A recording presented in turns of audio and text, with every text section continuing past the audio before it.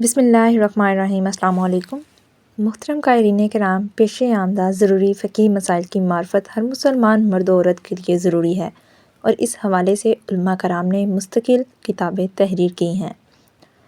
Act نے یہاں فقط بعض ان مسائل کا ذکر کیا ہے جو سردی سے متعلق ہیں۔ اللہ پاک شرعی احکامات کی پاسداری کی توفیق عطا فرمائے، آمین۔ وضو سے متعلق مسئلہ۔ وضو کے مستحبات میں سے ہے کہ پانی بہاتے وقت اعضاء پر ہاتھ پھیرے، بالخصوص سردی میں کونیوں اور ایڑیوں کا خاص خیال رکھیں کہ موسم کی ہنکی کے سبب یہ مقام عموماً خشک ہوتے ہیں۔ بعض اوقات ان مقامات سے پانی اوپر سے گزر جاتا ہے اور کھال بدستور خشک رہ جاتی ہے۔ غسل سے متعلق مسئلہ۔ اتنی سردی ہو کہ نہانے سے مر جانے یا بیمار ہونے کا کوئی اندیشہ ہو، اور لحاف وغیرہ کوئی ایسی چیز اس کے پاس نہیں جسے نہانے کے بعد اوڑھے اور سردی کے زر سے بچے، نہ آگ ہے جسے تاپ سکے، تو تیمم جائز ہے۔ موضوع پر مسح کرنے سے متعلق مسائل۔ حدیث اصغر یعنی وضو نہ ہونے کی صورت میں مرد و عورت موضوع پر مسح کر سکتے ہیں۔ موزہ چمڑے کا ہو یا صرف اس کا تلا چمڑے کا ہو، اور باقی کسی اور دبیس اور موٹی چیز کا ہو جس سے پانی پاؤں تک سرایت نہ کرے، جیسے کرنچ وغیرہ۔ موزے پر مسح کرنے کے لیے 7 شرطیں تحریر ہیں۔ پہلی شرط، وضو کر کے پہنا ہوا ہو، یعنی پہننے کے بعد اور حدث سے پہلے ایک ایسا وقت ہو کہ اس وقت میں وہ شخص باوضو ہو، خواہ پورا وضو کر کے پہنا ہو یا صرف پاؤں دھو کر پہنا ہو، اور بعد میں وضو توڑنے والی کسی چیز کے پائے جانے سے پہلے پورا وضو کر لیا ہو۔ دوسری شرط، موزے ایسے ہوں کہ ٹخنے چھپ جائیں، اگر 1 انگلی کم ہو تب بھی مسح درست ہے، لیکن شرط یہ ہے کہ ایڑی نہ کھلی ہو۔ اذن تیسری شرط، موزہ ایسا ہو کہ اس کو پہن کر آسانی کے ساتھ خوب چلنا پھرنا ممکن ہو، پس شیشے، لکڑی یا لوہے کے موزے پر مسح جائز نہیں۔ چوتھی شرط، کوئی موزہ پاؤں کی چھوٹی 3 انگلیوں کے برابر پھٹا نہ ہو، یعنی چلنے میں 3 انگلی کے برابر پاؤں ظاہر نہ ہوتا ہو، اور اگر 3 انگلی کے برابر موزہ پھٹا ہو اور اس کے اندر سے پاؤں کی 3 انگلیوں سے کم دکھائی دیتا ہے تو اس موزے پر مسح جائز ہے۔ پانچویں شرط، موزے پاؤں سے چمٹے ہوئے ہوں، اسے پاؤں کے ساتھ کسی بندش کے ساتھ باندھنے کی ضرورت نہ ہو۔ چھٹی شرط، موزہ ایسا دبیز اور موٹا ہو کہ پانی اس سے رس کر پاؤں تک نہ پہنچے۔ ساتویں شرط، ہاتھ کی چھوٹی انگلی کے مطابق 3 انگلیوں کے برابر قدم کا اگلا حصہ باقی ہو، اگر کسی کے پاؤں کا یہ حصہ کٹا ہو تو اس کے لیے مسح کرنے کی اجازت نہیں ہے۔ مسح کی مدت مقیم کے لیے 1 دن 1 رات ہے، اور مسافر کے لیے 3 دن اور 3 راتیں ہیں۔ موزہ پہننے کے بعد پہلی مرتبہ جو حدث ہوا اس وقت سے مسح کا شمار ہے۔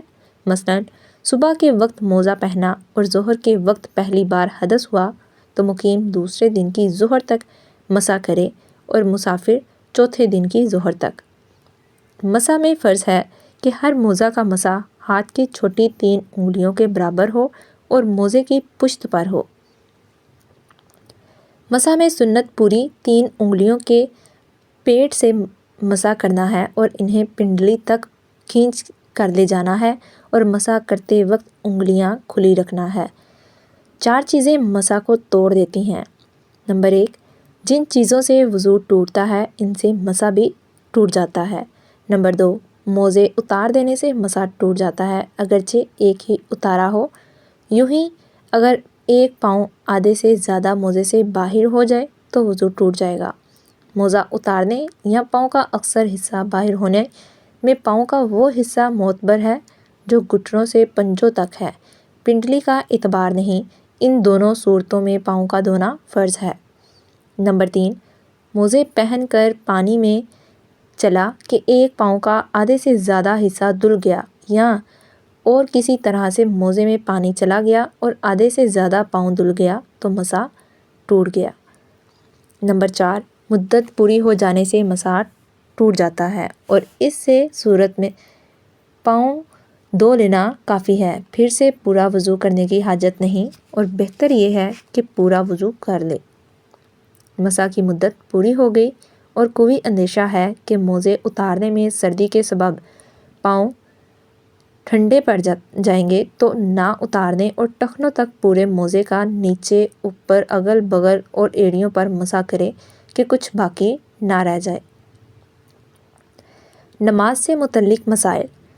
سردی کی شدت سے بچنے کے لیے بعض حضرات اپنا منہ چادر یا رومال وغیرہ سے ڈھانپ کر نماز پڑھتے ہیں، حالانکہ دوران نماز منہ ڈھانپ کر لینا مکروہ ہے۔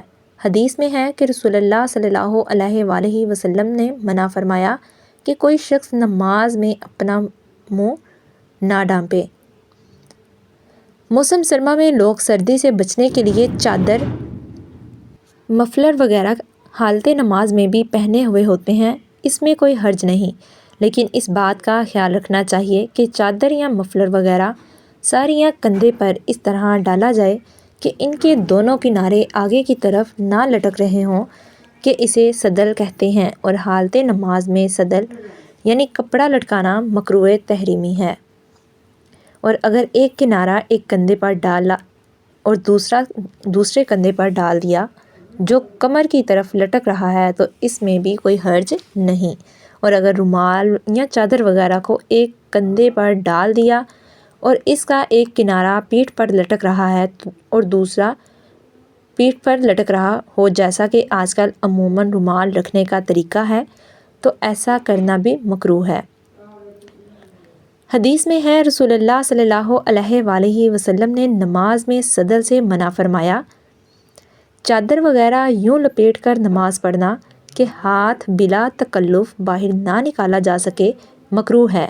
حدیث پاک میں ہے جب تم میں سے کسی کے پاس اوپر نیچے کے 2 کپڑے ہوں تو اسے چاہیے کہ دونوں کپڑوں میں نماز پڑھے، اور اگر ایک ہی کپڑا ہو تو اسے چاہیے کہ اس سے تہبند باندھ لے اور یہودیوں کی طرح کپڑا اپنے جسم پر نہ لپیٹے۔ بعض لوگ اس حوالے سے الجھن میں مبتلا رہتے ہیں کہ سردی میں جو جیکٹ یا صدری پہنی ہے اس کی چین یا بٹن کھول کر نماز پڑھنے سے نماز ہو جائے گی یا نہیں۔ اس حوالے سے علماء فرماتے ہیں کہ انگرکھے پر جو صدری یا چگا پہنتے ہیں اور عرف عام میں ان کا کوئی بوتام یعنی بٹن بھی نہیں لگاتے اور اسے معیوب بھی نہیں سمجھتے تو اس میں بھی حرج نہیں کہ یہ خلاف معتاد نہیں۔ جماعت سے متعلق مسئلہ۔ عاقل بالغ آزاد قادر پر جماعت سے نماز پڑھنا واجب ہے، بلا عذر جماعت چھوڑنے والا گناہ گار ہے۔ جماعت کو چھوڑنے کے بعض عذر ہیں، ان عذر میں کوئی عذر پایا جائے تو جماعت چھوڑنے میں گناہ نہیں ہوتا۔